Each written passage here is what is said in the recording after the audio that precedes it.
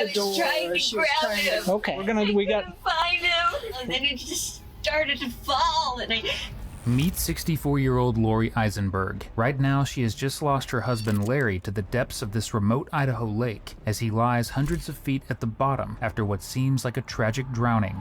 And then he just fell in, and he didn't come up.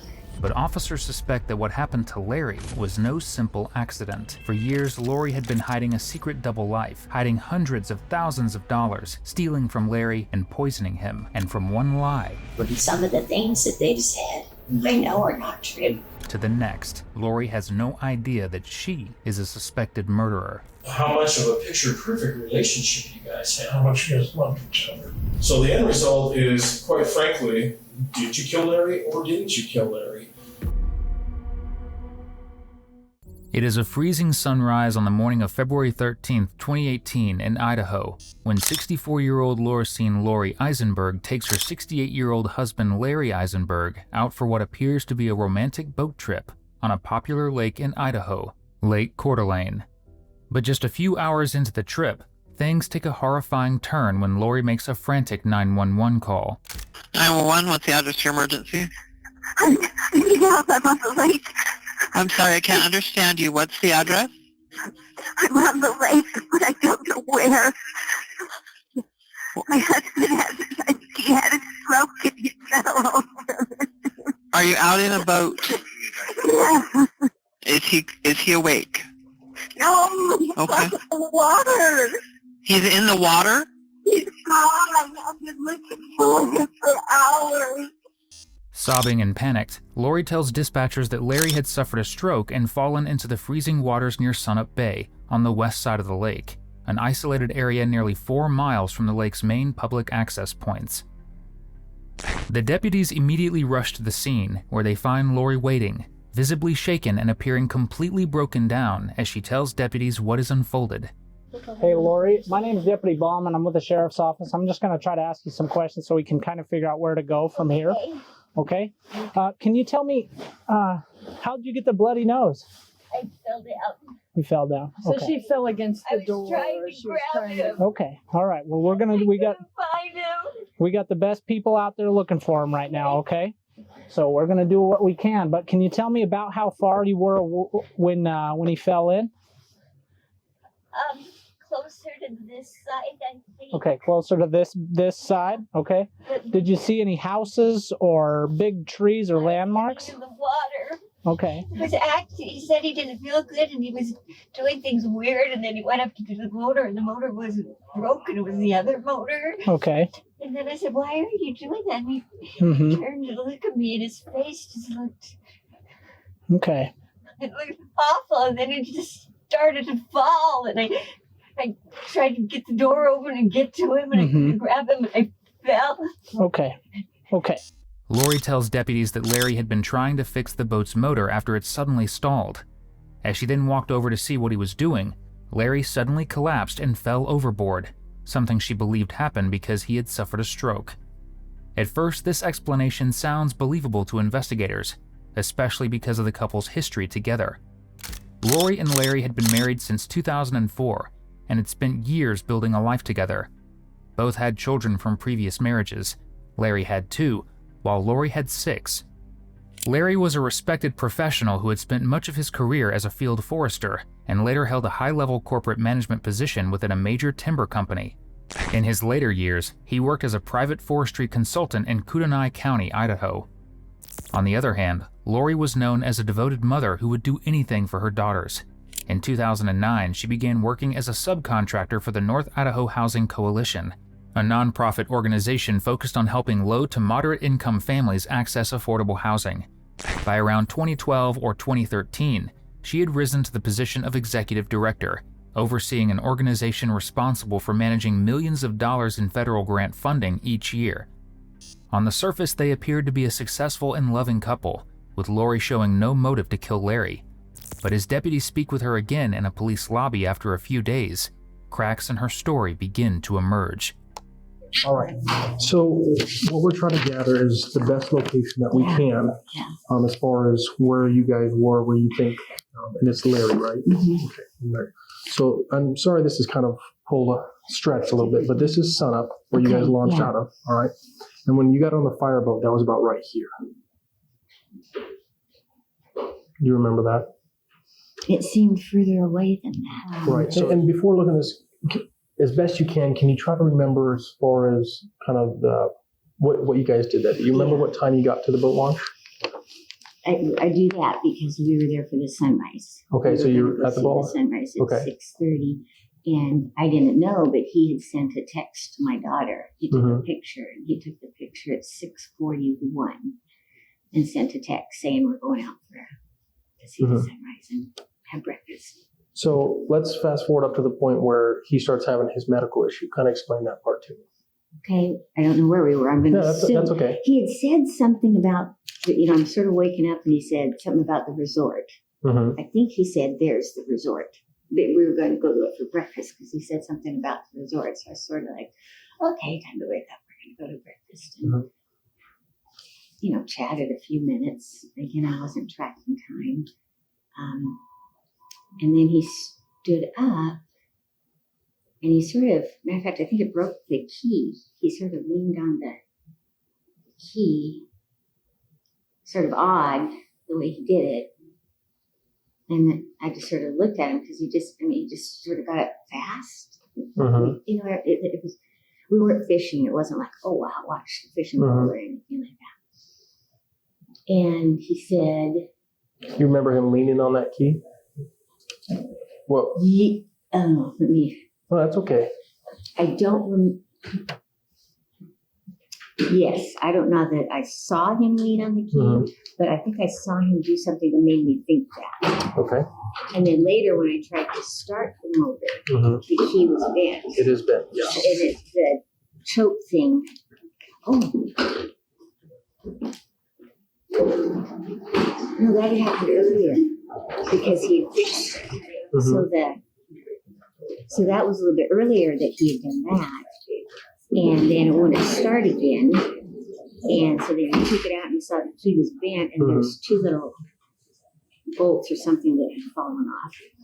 So then we were trying to start it and he was having me hold it in because when you push it in, and he was doing this, so I was being so he could do that. And it didn't start right away, but then it did.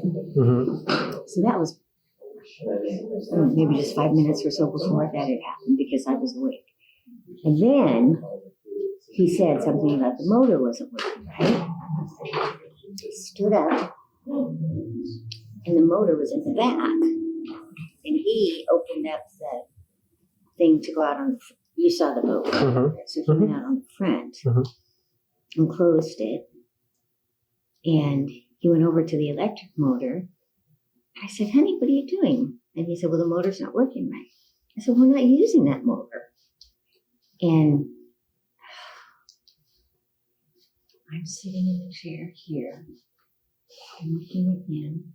It's right there. He did and he was working the motor like this, and then he just sort of looked back at me like that. And he'd been sort of bent down with the motor, and then he stood up.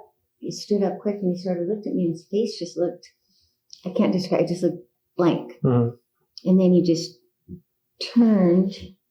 So now he's that way. And I think he was trying to turn on, it's so hard. It's okay. But I think he was reaching for the window or the glass or something. Right there. And so then I jumped up out of my seat, but he had closed the window thing there. And he's falling. And so I jumped up out of my seat and I had to push that. And I think that's when I fell because I was grabbing for him as he was falling over. And then he just fell in. And he didn't come up. This is the first suspicious statement Lori has made so far. During her initial conversation with deputies, Lori also made the same claim that Larry had been fixing the motor when he fell overboard. But in reality, investigators find no physical evidence of a mechanical failure that would have required Larry to lean dangerously over the stern of the boat. And as they continue speaking with her, they uncover more unsettling details, one of which is that she had waited 2 hours before calling 911 after Larry had fallen overboard. So then I looked and he wasn't there. And then I ran over and I looked on the other side. And of course was screaming. And then went back up to the front and he never came back up. And I thought he'd come back up. I was going to throw him a life jacket or something. And he just wasn't there. And so then I just kept, sort of running back and forth and calling his name. And I couldn't see him. And then I just started driving the boat thinking, maybe I'd see him. And I wasn't really noticing. I would see something like a log or a stick and I'd drive over by it. And I don't mean to interrupt you, but when you're driving, are you using the gas motor at this point? The one that was still working. Okay, so the back motor. And when you're driving, are you getting up on plane driving or are you just putting around? Just putting. Okay. That's right. For nearly 2 hours, Lori drove around the lake because she believed she could find Larry on her own. But what's even more surprising is that during that entire time, she never called 911 because she thought Larry's phone was in his shirt with him. She eventually found the phone in the boat and finally placed the 911 call, but by then it was already too late. Deputies then end the interview because they still hadn't found Larry, leaving them unable to pursue a homicide investigation, even though Lori remained their prime suspect. But that changed on March 1st, when another 911 call came in. 911, what is the address of the emergency? Port Lake. Okay, and tell me exactly what happened. Well, nothing's happened, but I believe that there's a dead body on our shoreline, right outside of our house. When deputies arrive at a location near the lake, they discover Larry's dead body. It is then transported to the medical examiner for an autopsy, and until the results come back, detectives decide to talk with Lori one last time. But this time, the questions they ask Lori are far more specific, and far more difficult for her to answer. Hi, Lori. Hello, Lori. How are you doing? I don't know if you remember me, Ken. I came to visit you when you turned yourself in at Whitney. I think so. Yeah, you remember Kirk. I talked at your house. How are you doing? Good. Have a seat. Relax. How are things going? Actually, well. Yeah?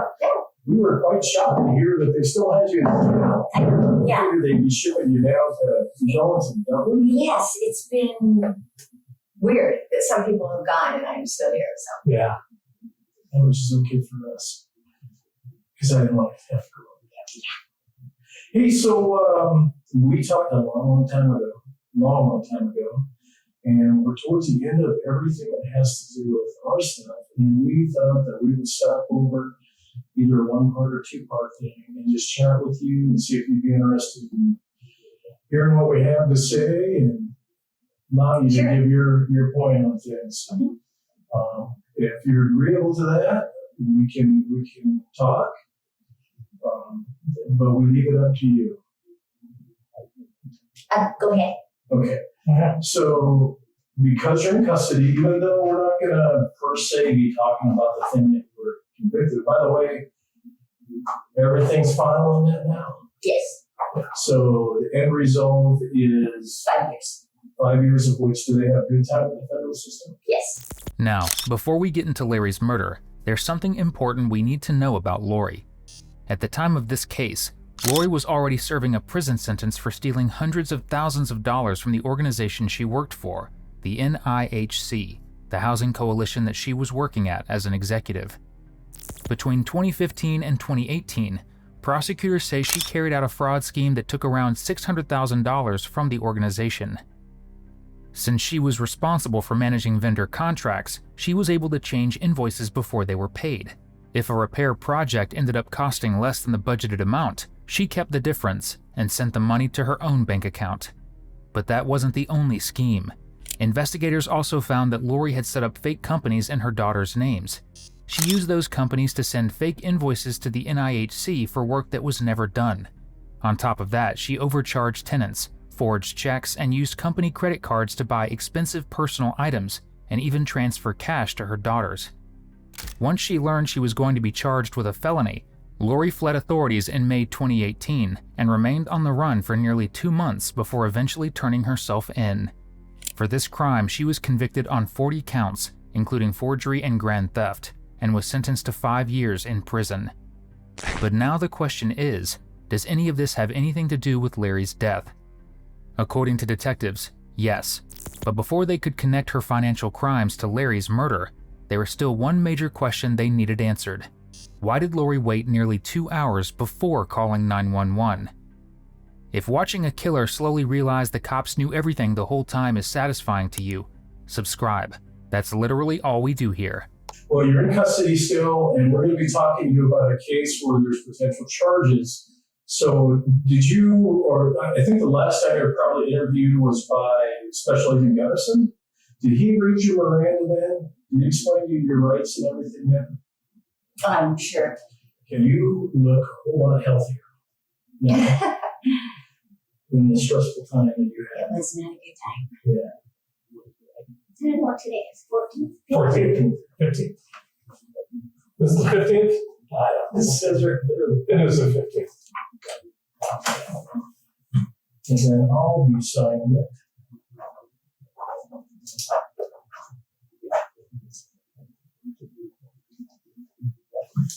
So when we initially talked back at your residence, I believe that, and correct me if I'm wrong, because I'm just trying to go over the version that I have and ensure that it's correct. So Mr. Romance, Larry, and you guys have been not feeling well for a while, and he came up with a romantic deal that, hey, why don't we go out on the lake and see the sunrise and then cruise up to Coeur d'Alene Lake Resort, or Coeur d'Alene Resort. Is that pretty much accurate so far?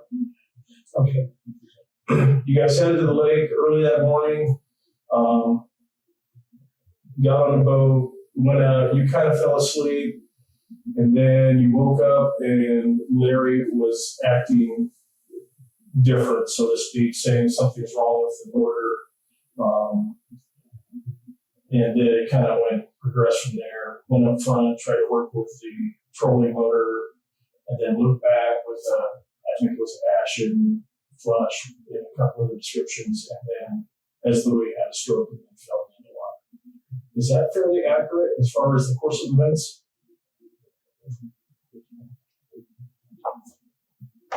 I don't think I thought he had a stroke. I didn't know what was on. Right, I understand. But so something happened, and then he basically just, for lack of a better word, tipped over and went in the water. Pretty much. And then obviously you kept going around for a while trying to find him, and then ultimately you were able to locate the phone. One of the areas that was a little confusing is the different areas of which you had mentioned that you found a phone. Detective Jackson, who was a diver, he was the dive rescue dude. You found it when you were looking for, or when you're getting a blanket to get warm. And if I don't keep eye contact, I gotta look kind of, I don't know how you are when you're thinking about stuff. So it's not that I'm interrupting you, or I'm being, I just, that's what I'm. So Detective Jackson, I believe it was you found it within a blanket with medical personnel. You mentioned you found it in a coat pocket. And then I believe with me, you found it on the dash. Which is the accurate one? Everything I told you was accurate. Okay. So with me, so it was on the dash. Okay. So we have a lot of questions that we need to kind of dial in at the end of it so that when we present it to the prosecutor, they have an accurate reflection of exactly what it is that's there. So we know that obviously there were some things that went on with the coalition. And then we know that there's Larry's portion. And as I talked about before, you're always going to have those people who link the two and say that, that you killed Larry. So the end result is, quite frankly, did you kill Larry or didn't you kill Larry? And that's what we got to dial the facts in to support one way or another. Because in the end, our opinions don't matter at all. It's only what the facts reflect. Does that make sense? A lot of people think based on TV that we're the ones that put you in prison, and that's not reality. Reality is all we do is collect facts, present them to the prosecutor, same as Detective Bryant, or Dennis, excuse me, do with theirs. So with that being said, is there anything that you can think about that in our initial conversation that after all this time would be different? Yeah. Okay. So then we come to the part where Larry is autopsied and they do toxicology on him. And there is a large quantity of diphenhydramine, aka Benadryl, aka, but really wouldn't be a cough medicine. It's pretty much a Benadryl situation. And we're trying to figure out what happened. Any ideas? At this point, the evidence begins stacking up against Lori because the autopsy results have just come back. It revealed that Larry had an extremely high level of diphenhydramine, the active ingredient found in many over-the-counter sleep aids, in his system. His blood concentration measured about 7,100 nanograms per milliliter. For comparison, the normal therapeutic range is around 1,000 nanograms per milliliter. That finding completely changes the picture because initially, Lori told investigators she thought Larry had suffered a stroke and accidentally fell into the lake while fixing the motor. But according to the medical evidence, Larry had been so heavily drugged that it would have been impossible for him to stand on a boat or work on its motor. To make it worse, doctors also found none of the signs they would normally expect in a drowning victim. Based on the evidence, detectives believe there are only 2 reasons Lori waited nearly 2 hours before calling 911. One is that she wanted Larry's body to stay underwater long enough that it might never be found. The second is that she needed time to clean the boat, removing any biological evidence that could connect her to the crime. And while detectives found very little physical evidence left behind, they discovered something Lori couldn't wipe clean: her phone and her digital footprints. So the morning that you guys went down to the boat ramp, can you kind of recall, just kind of walk me through your trip down there? My understanding is that you left around 5 o'clock-ish. I think I'm not going to change anything from this statement. Okay. Okay. Lori, there's a lot of things within your phone records. There's a lot of things within your Facebook records that would lead one to believe that it's something other than what it is. And Lori, can I ask you a question? Going on your computer searches, when you went to Florida, you've got searches about depth charts, whether you can boat, like leave you at night. There's a lot of stuff there. Can you explain that? I think if you're going to start asking me questions like that, we should wait to be here. good. And that's what we're going to be doing, because that's what we need to conclude the case. So, in essence, unless you can think that that's basically what we need to know. We need to know the end result. And the idea is to give you a chance to explain some of these facts before we present to the prosecutor. Because I don't think they say things I don't even know what we're talking about. I don't know. Of things that have come up, I don't know where people are coming up with these things. I don't know what you're talking about. Well, that's why we're here talking to you. Yeah.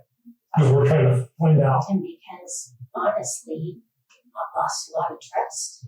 Some of the things that they've said, I know are not true. And I wish I could just talk to you. Some of the things you said.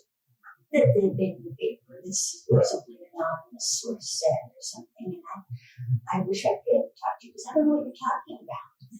I don't know. So let us not ask questions. Let us explain so that you're aware, so that you'll be fully apprised. You'll at least have something to be able to do. So we know that obviously prior to the 24th, that there was activities going on in the coalition. We know that on the 24th in the morning that you were advised that you would be suspended based on that stuff, and you clearly offered to assist them in what they needed to do.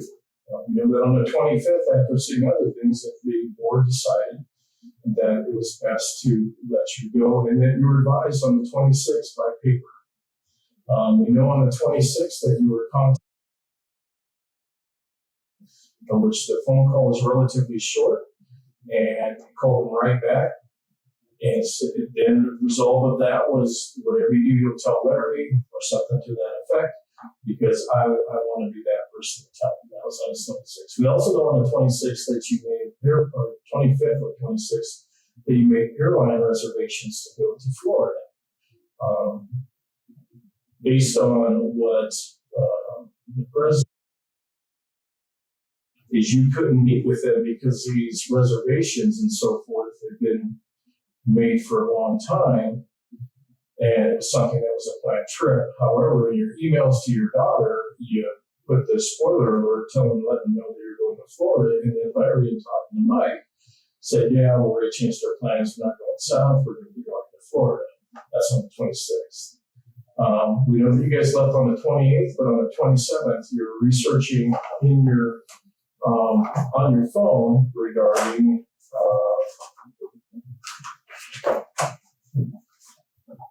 and on behalf of what you see this is just the end result of your phone.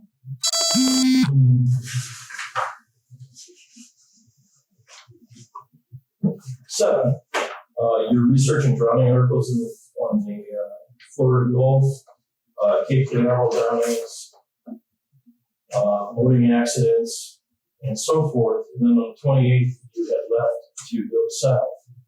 During your time frame in the first couple of days that were down there, you literally have hundreds of searches that relate to, maybe not hundreds, but a lot, that relate to boat rentals, that relate to depths of waters, that relate to fishing, relate to various aspects of the water thereof, and distances to deep water, and so forth. When you guys come back, all of which during the first phase that you go down there, we noted that before that time, there was very few searches regarding anything to do with the water. When you came back on the 8th, pardon me.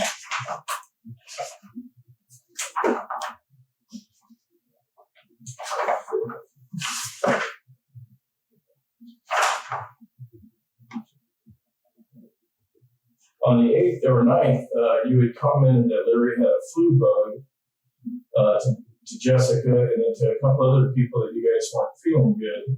However, his conversation with the doctor reflected, yeah, on the trip, I feel like I might have had some type of bug, but then nothing else relates any illness whatsoever. Detectives now have Lori dead to rights, because they also know this wasn't her first attempt to kill Larry. The first attempt took place in January, just a day after she was fired from her job for embezzlement. She planned a trip to Florida, where she poisoned him with diphenhydramine. But unfortunately for her, it only left Larry seriously ill instead of dead. Detectives believe the motive was simple. She didn't want Larry to find out that she had been fired and was about to be charged with grand theft. On top of that, she knew her accounts and assets would likely be frozen because of the fraud. As a devoted mother who was very close to her daughters, she could ensure Larry's money ended up with them, but only if Larry died. And that's exactly what happened when she planned a second trip to Florida just a few days later.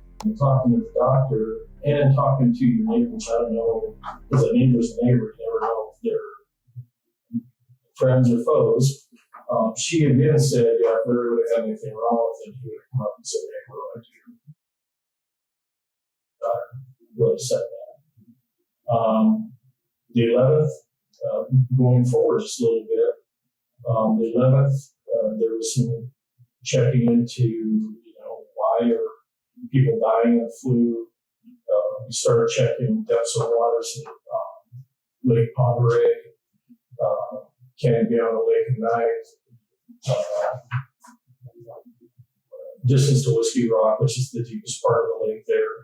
And then that's followed up by you actually being, or your phone being in Ponderay, or more specifically in Bayview on the morning of the 12th, between 2 and about 4 o'clock, and being there for a significant amount of time. And also hitting the tower on the top of that mountain between Ponderay Lake and Coconalla. There's a tower up there. Your phone was talking back and forth with that. Then the following day, you guys had lunch with. They don't recall any signs or symptoms that Larry wasn't feeling good. In fact, they were quite adamant about how well he was feeling. Now, I'm not making a judgment call. I'm just letting you know what's been told us so far. I'm trying to think. Let me look really quick.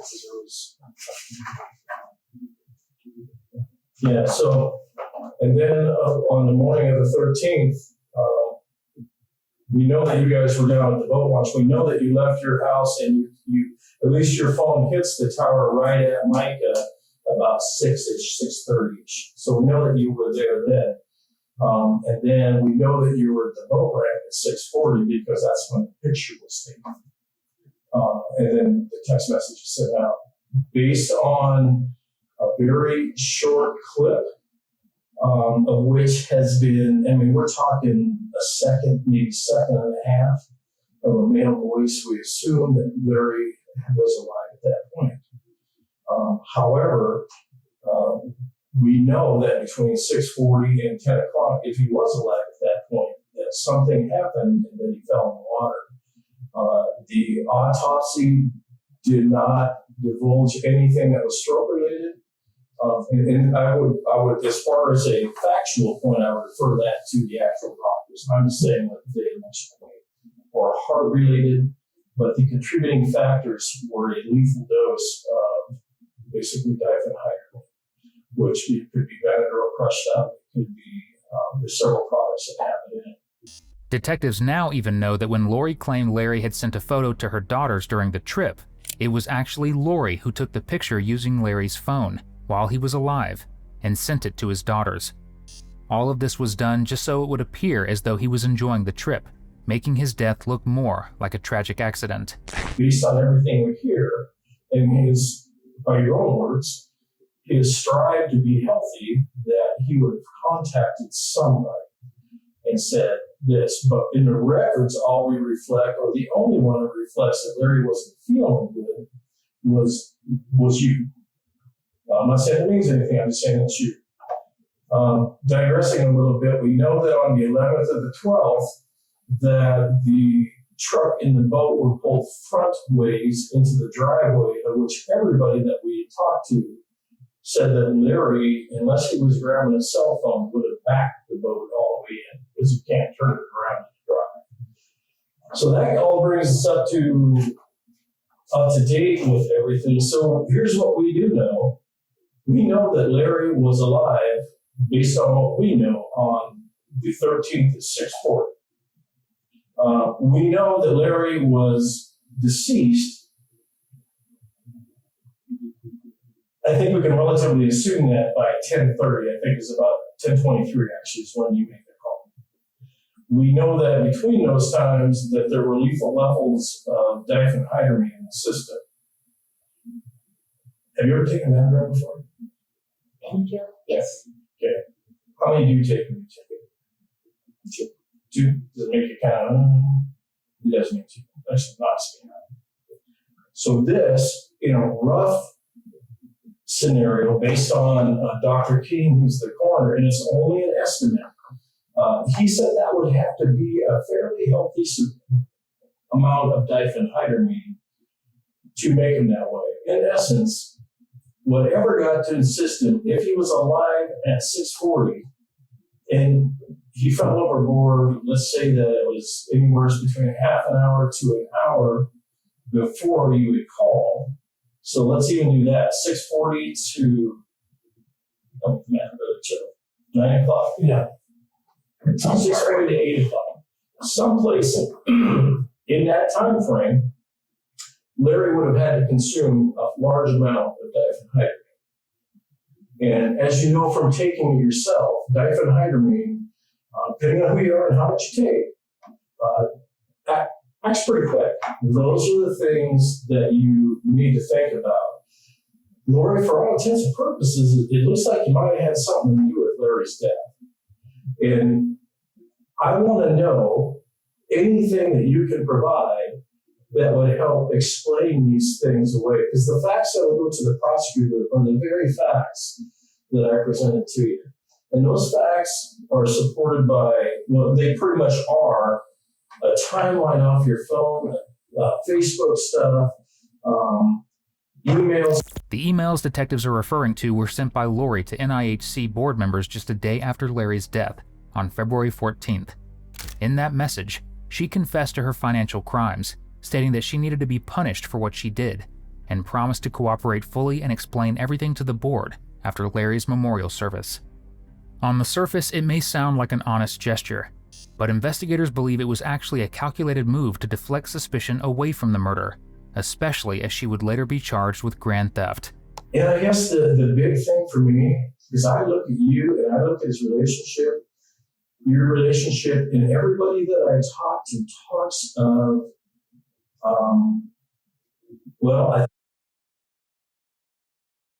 Jessica was like how much of a picture-perfect relationship you guys had. How much you guys love each other. And so,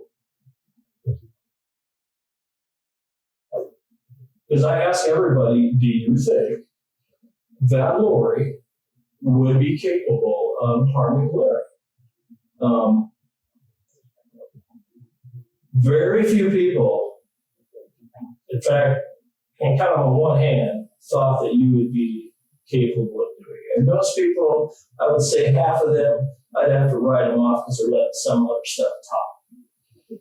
The one that was the most interesting to me was who said, I don't think she could, and that if she did, I would have to almost keep in my mind, unless I knew for sure, that it was like a mercy killing. Like, if it indeed happened, she did not want Larry to know what had happened, and for the disagreement, or not the disagreement, but the disappointment that he would have faced and whatever reaction was going to be there. So that's kind of what I wanted to lay out. I've got nothing to add to you. The relationship between Larry and Lori was good, but not great. A longtime family friend, Michael, later told detectives that Larry strongly objected to Lori's continued financial support of her children from the previous marriage, whom Larry's biological family described as highly dependent and unproductive. Investigators also believe this financial tension also became part of the motive for killing Larry. With her assets at risk of being frozen, Lori allegedly sought to secure her children's future and believed that by removing Larry, she could achieve that. As the investigation continued over the years, suspicion also extended to Lori's daughters. In one of the text messages sent to her daughter April, she wrote, "I will start doing a paycheck for you, I think. Yep, I need to think it through, about how to pay you without messing up the business account.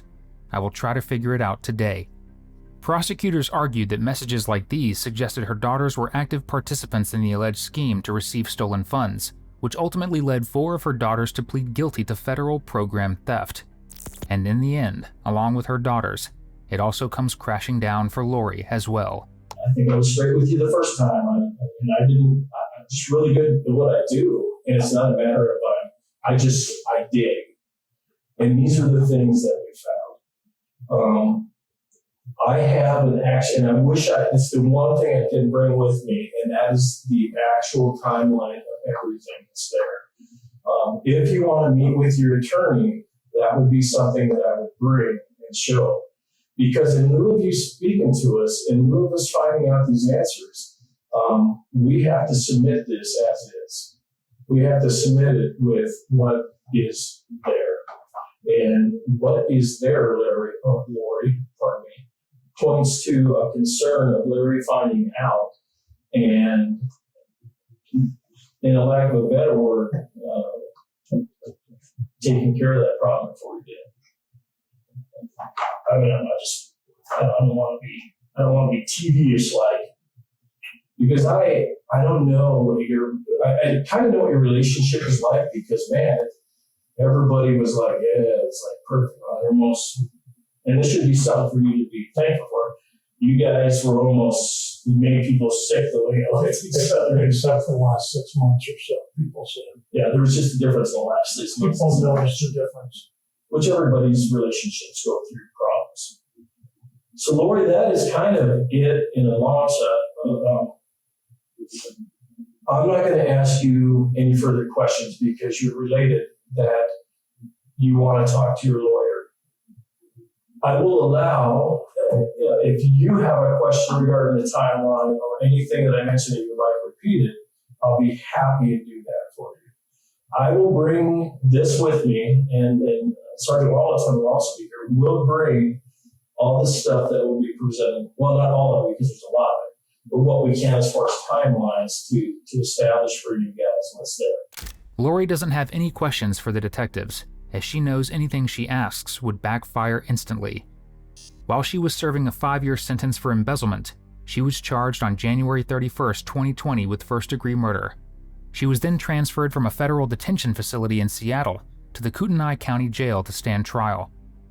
In February of 2021, she entered an Alford plea to a reduced charge of second-degree murder, acknowledging that prosecutors had sufficient evidence to convict her of poisoning Larry.